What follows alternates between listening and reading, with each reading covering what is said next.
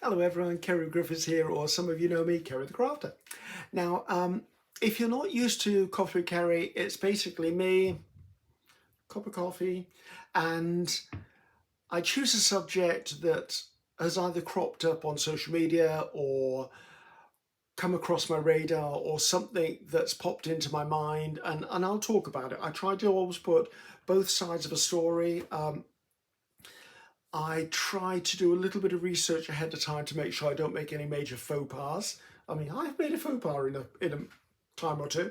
Um, and the aim of it is basically just to raise a topic of conversation, maybe raise awareness or something, maybe shine a spotlight on something.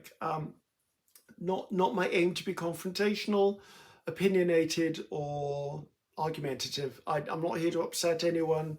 I'm just here to have a gossip. Probably about 15 or 20 minutes is what I try to aim for. So back in, when was it? Back in March, I actually did a coffee with Ceri and I talked about how there was, back in the 1991, there was some sort of stigma in the entertainment world against cruise ship dancers. And I'd experienced that, and the differences between, as far as my knowledge went. And in that video, I did say that I would actually talk about what it was like to work on a cruise ship. So here we're going to talk about what it was like to work on a cruise ship.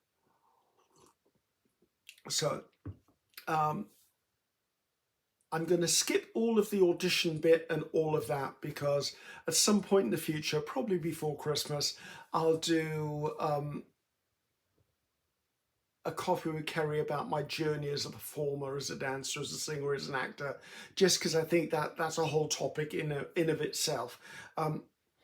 So we will start with basically me on board a ship. So this is all based on my own personal knowledge, working for Carnival Cruise Lines and Princess Cruise Lines.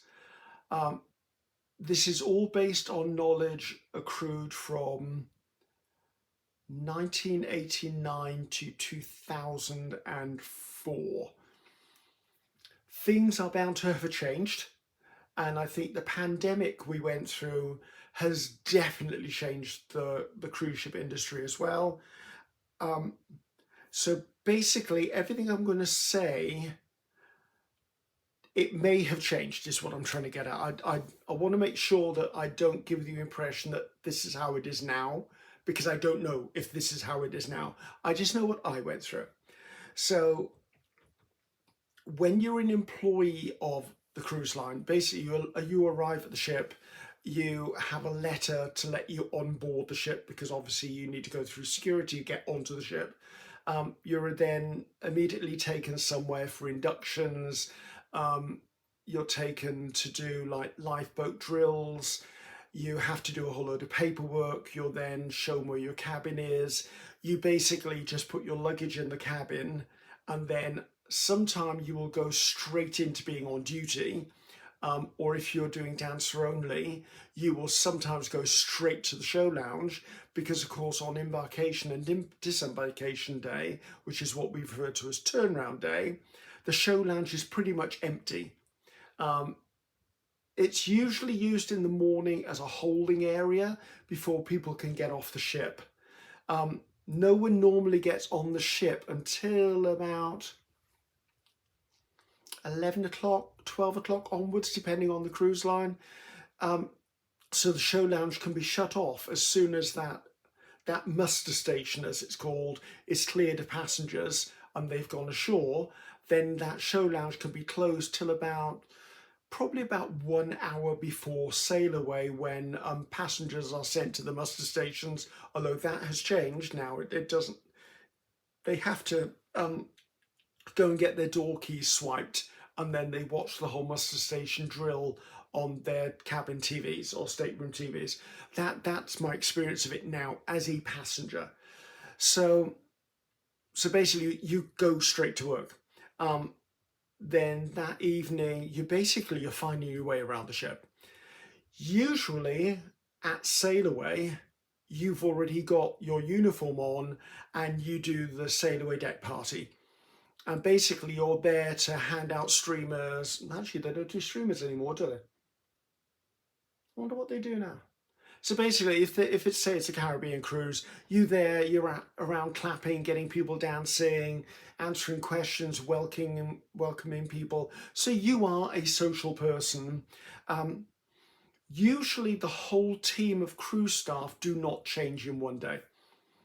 In one cruise, they're staggered. So there's always some older hands there which will help guide you through the newer stuff, and you get to meet the cruise director, and then you're working. Then you go to bed, and then the very next morning you're up and doing a full day's work. You pretty much learn the job on the spot. You may be shadowing people, but a lot of the time it's like, okay, this is how bingo is called, go call bingo. This is how deck quoits are played. Go and do it. Go and run a hoop shoot competition upstairs. This is if you're doing crew staff. And I'm going to say both because a lot of it is crew staff and some of it is dancer only. If you're dancer only, you're immediately rehearsing, costume fitting, the whole lot. Now, on a cruise ship, there are petty little rules. Oh, so it stuck to me. Petty little rules that are there for the benefit of the passengers. And so it should be, because the passengers are on vacation. They paid to be there. You're being paid to be there. Now, there are two different, is that two? Maybe three, let's say three. There are three sort of strata on a ship of crew. You have officers and anyone with officer status who can be above deck and use the passenger facilities, and we'll come back to that because there are small rules about that. There are then crew members who can be in passenger areas, but only when they're working, e.g. bartenders, waiters, room stewards, cleaners, chefs behind the counters, food servers, and then there comes another layer down where it's people who are never allowed above a certain deck, and maybe they're like laundry people, cleaners, cooks. Oh god, there's probably so many I'm missing. But anyway, you get there's certain strata. Now, it's, if I have to equate it to anything, I would say it's like, you know, when you see one of those soaps or TV shows, like we had one called Upstairs, Downstairs here. I think it was like Edwardian, Victorian, and you had the people who lived above stairs and the people who lived below stairs. That's very much how a cruise ship works. Now, I don't know enough about cabin stewards, stewardesses, cooks, all of that. I don't know about that. I'm not going to talk about that, except that I do know they work so many hours. They're usually sharing cabins, and they're rotating shifts. There are some cruise ships, I hope this doesn't happen anymore, where basically you will sleep in a cabin, get up and go to work, and then someone else will go into the same cabin and sleep in that same cabin, get up and get out, and then you'll come back and sleep in the same cabin. So it's not easy for them. They work themselves to death, basically. However, a lot of these stewards and cooks and cleaners and laundry and all of those baggage handlers, all of that, they usually come from, I'm going to be generalized here, like the Philippines, Indonesia, the islands, and that, and they will do a 9-month contract, and what they earn with a 9-month in their home country could buy them a house, could set up a small business, can put their children through school and college, and that. So although they work extremely hard, for them the reward is a better life for their family. Some of them may do 1 or 2 contracts and never go back to sea. Some of them will do a lifelong career of working at sea. They'll do like maybe 6 months on, 3 months off, 6 months on, 3 months off. which doesn't sound very good for a married life, but if you know that you're benefiting your family by giving them an income you could never earn in your own country, you're elevating the quality of your family's life, your children's life, maybe your grandchildren's life, maybe your elderly parents and then put into care, and you can do that for them, then there's a reward. You then have the upper people, which are like the officers and that. The officers can go anywhere. Basically, they're not restricted from any part of the ship, although they do have some rules and regulations they have to abide to. And we'll choose some of the small rules to talk about in a minute. And then in the middle, you have crew staff, dancers, or crew staff dancers. So it depends on which contracts you're on. And it's weird because although they are viewed as crew, by the crew they're not viewed as crew, they're viewed as passenger. And it's because there's this phrase bantered around called passenger status or passenger status, which means that you're allowed into crew areas, but you're also allowed into passenger areas. So let's talk about my experiences of that. So there were dress codes. You always had to, if I was a dancer only, let's say, because if you were crew staff, you had a crew staff uniform you wore all day. If you were a dancer, you were not supplied with a daytime uniform. However, you had to be smart casual all day. You were not allowed to wear jeans. You were only allowed to wear a polo shirt, not a t-shirt. Yeah, I mean, and basically for the girls, you could wear trousers or a skirt, but again, you had to be casually dressed, but not that casually that it could be deemed as offensive. And then from about 5 o'clock onwards, the world on a cruise ship changes to evening attire. So I was, and this has probably changed vastly now, I was not allowed to be seen in a public area unless I was in the dress code the passengers were abiding by evening. And even that varied. Like on a formal night, a passenger could get away with a shirt and tie or a suit. I would only have been allowed out if I was wearing a full black tuxedo with a bow tie and a cummerbund. I was allowed to wear a waistcoat if I wanted, so just not the table. So basically, you were trying to be one grade up from the passengers. Now, when it came to semi-formal night, the passengers could be, and I'm talking about the men here. I mean, I'll try and do the girls. The girls are okay. So if a passenger on semi-formal was expected to be in a shirt, tie, and trousers and shoes, we had to be in a two-piece suit with a shirt and tie. We weren't supposed to take our jackets off. On a casual night, which is basically the passengers could wear whatever the heck they liked. On a casual night, I was supposed to be in a shirt and a tie and trousers. Sometimes you could get away without wearing the tie, depending on the cruise ship, cruise director or the captain. If you were out of dress code, you were sent immediately back to your cabin and you get a very firm slap on the wrist. For the girls, formal night would be a full formal dressed to the ground, like Oscars type dress, you know, nothing too revealing or offensive. Basically, you had to dress the part of someone on formal night. Semi-formal night for the girls, they were allowed to wear cocktail dresses. And on casual night, they were allowed to wear skirts and blouses, or they could wear a trouser suit or stuff like that.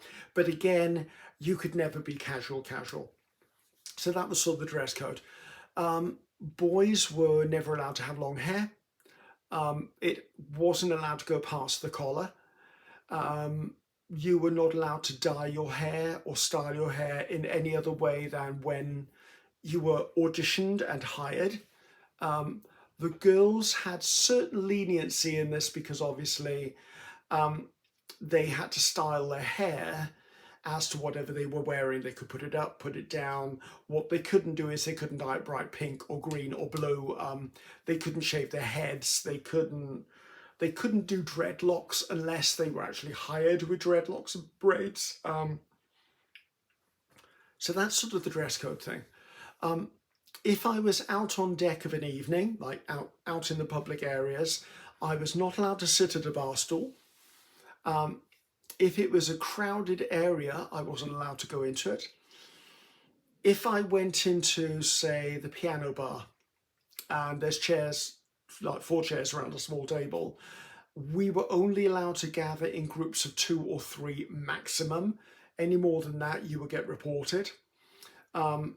If I was sat at a table and chair on my own or with 2 other people, and there were no other tables, we were then expected to leave to free up a table for the passengers. Okay, that's fine. Obviously, no gambling on board for us. If you went to the cinema, you were only allowed to be in the cinema if there was enough space for you to be in the cinema and there was no passenger going without a seat because you were there. You were allowed to go and see the live shows, but you had to stand at the back of the auditorium behind the disabled barrier. If the show wasn't well attended, you could slip down into one of the seats, but again, if the show started filling up, then you had to leave and go back to the area behind.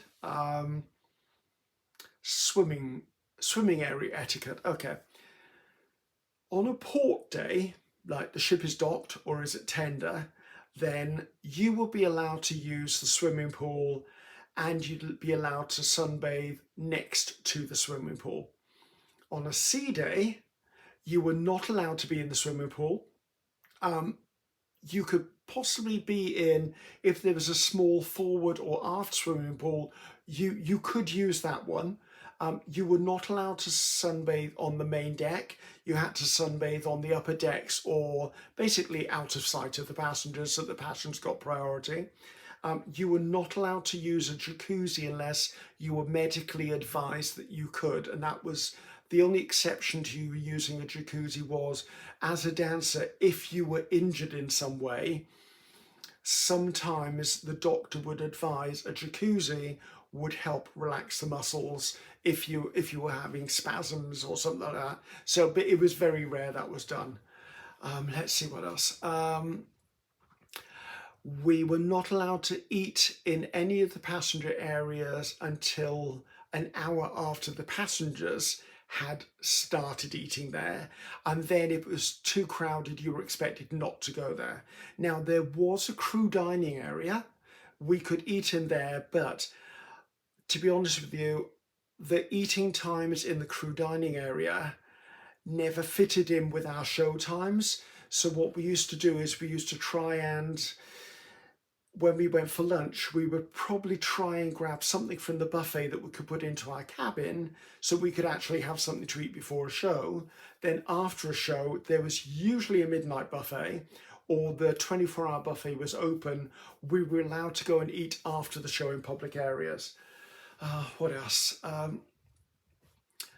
Whenever we got into port, you were not allowed off the ship until the ship had been given all clear, which means all of the passengers wanting to go ashore had gone ashore. You were then allowed to go ashore.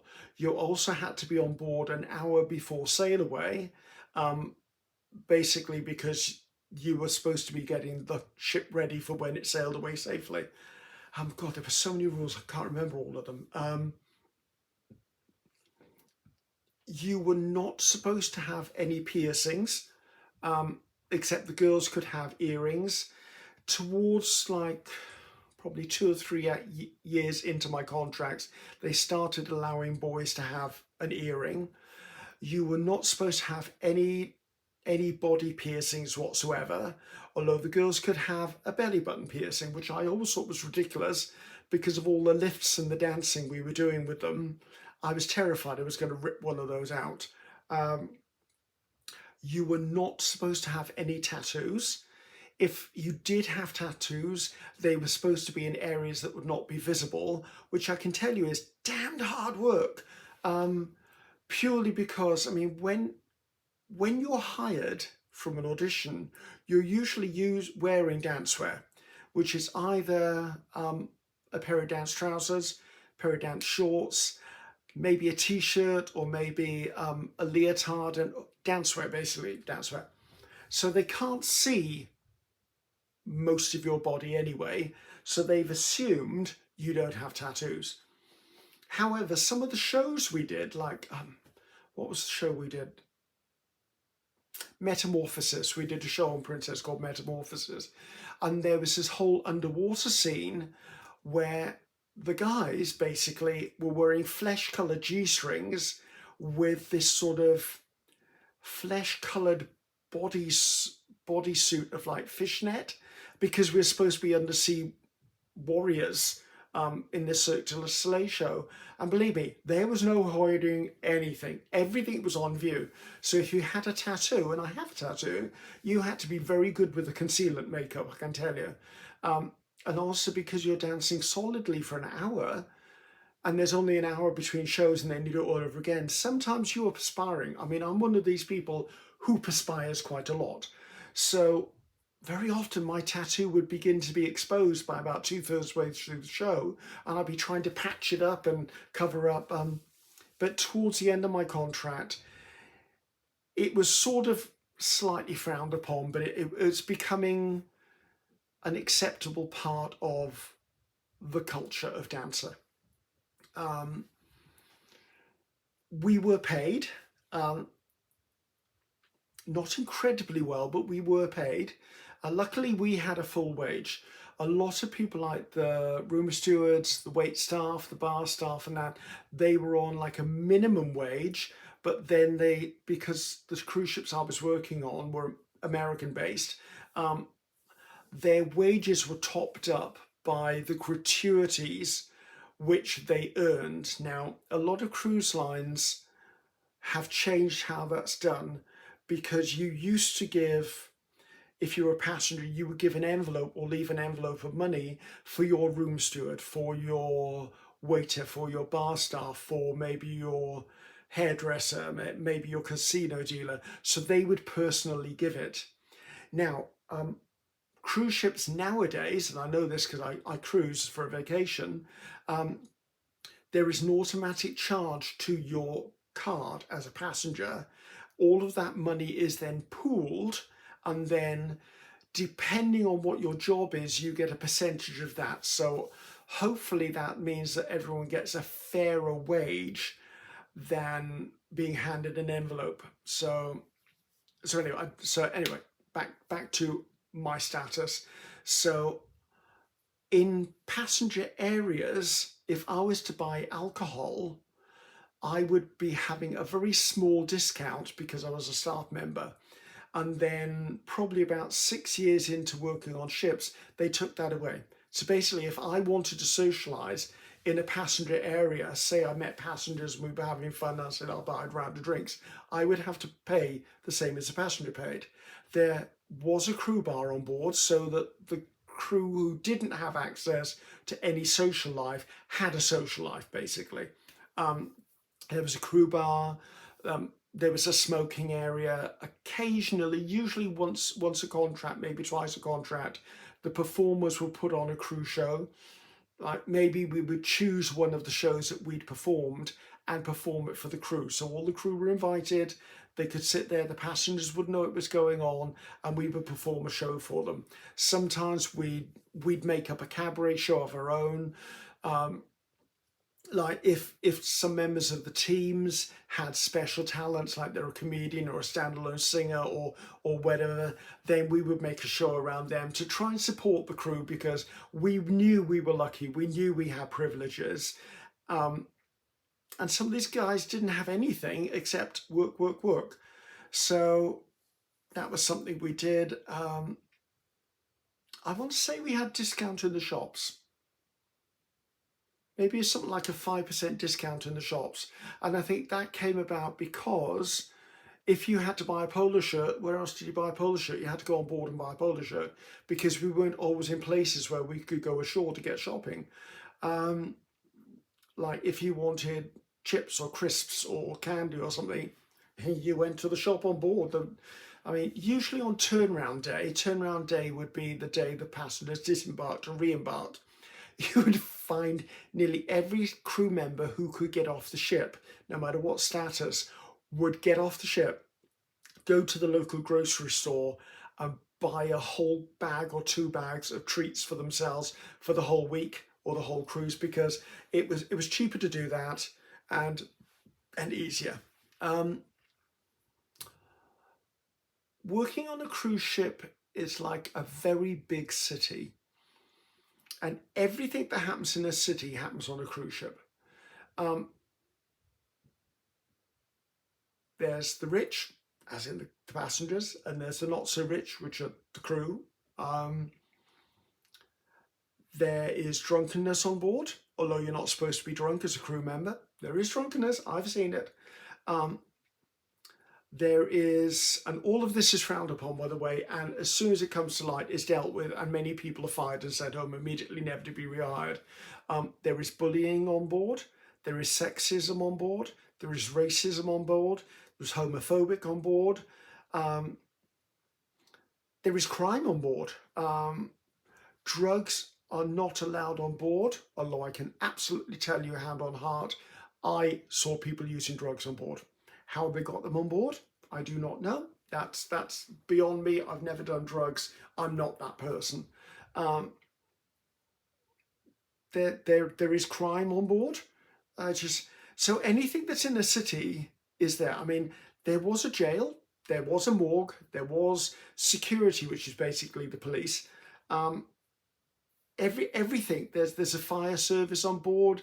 There's for medical facilities. So as you can see, the biggest sacrifice you make when you work on a cruise ship is your freedom. Although in working on a cruise ship, you gain a freedom that you would never get. And I'll explain that. I come from a very poor background. Single parent. My mum worked 2 jobs to try and get us through school because she was working. I spent most of my childhood raising my sister, who's 4 years younger than me.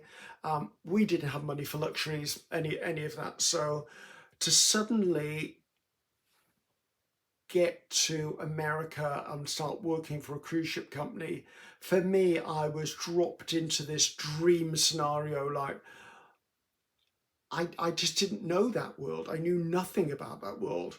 And to all of a sudden, every day you'd wake up and you'd leave your cabin. There were no windows, by the way. Crew never had windows in the cabins. And you'd go outside and you'd be in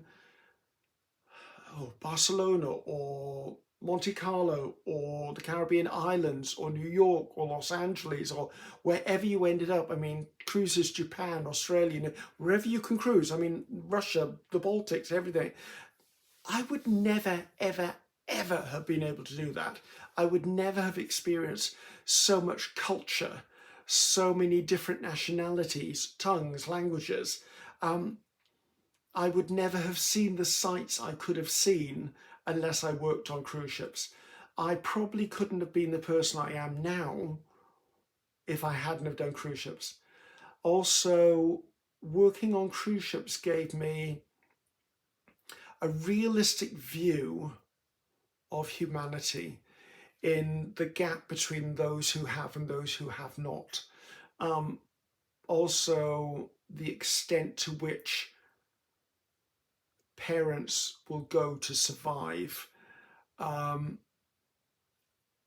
I was quite shocked at what I saw in the world, both good and bad. But that's the sort of freedom working on the cruise ship gave me. And if not sitting on a bar stool and not being able to put my jeans on and not being able to get drunk somewhere was my payment for actually seeing all that I saw, then I paid it happily. Yes, I worked bloody hard. You don't have a day off on a cruise ship. So my contract was 6 months, sometimes 9 months long. You didn't have a day off. There wasn't a day when you weren't doing something. You would sometimes get part of a day off, or you'd have the whole morning off and maybe most of the afternoon you worked the evening. And then the next cruise, the people who stayed on the ship would be off and you would work all the day on the cruise ship. So So anyway, hopefully that makes sense. There's probably lots of stuff I've skimmed over. Probably lots of stuff I haven't said because I don't want to incriminate anyone or any company. As I said, I left the cruise ships in 2003, 2004. And things have changed. I know from being a passenger now, I can see how some things have changed. And it is the way of the world. But anyway, just because people have been asking what was it like to work on a cruise ship, it's hard work.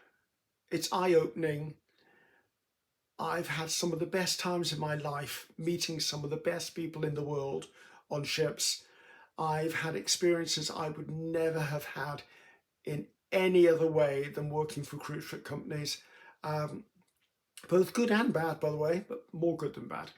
And I don't regret it at all. I am very pleased that I went down the cruise ship route and didn't stay on land, because when you reckon being a performer, being an entertainer on land, there are so many people with that dream of becoming a performer, and there is only a minuscule amount of jobs out there, and you have to be in the right place, the right time, with the right look, the right everything to get your foot in the door.